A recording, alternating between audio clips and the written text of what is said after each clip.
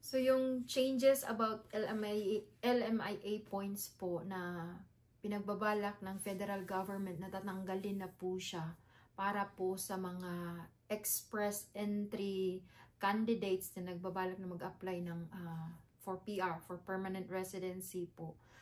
Ang effectivity po noon is 2025 this year sa spring. In spring pa siya. So, yun po yun. Kasi ang LMIA points, 50 po yan ngayon. 50 po yan kung yung mga may hawak na job offers na yun. At 50 to 200 points yung mga may mga executive roles. So, mga 200 points daw po yun sila added sa CRS, sa comprehensive ranking system. Itong comprehensive ranking system, ito yung inatasan ng federal government na parang nagka-calculate ng score ng isang candidate na makapag-apply ng PR.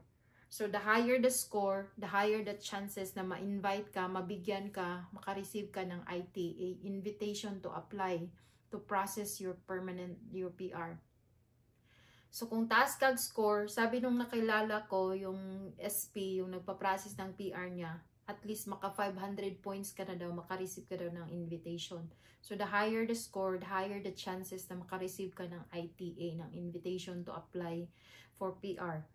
So, yun po, binabalak ng IRCC na tanggalin. Ang effectivity po nito is spring po this year, year 2025.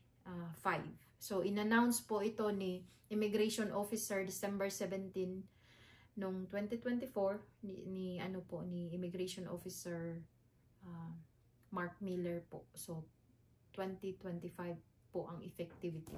Yes, wala na po ang LMIA points.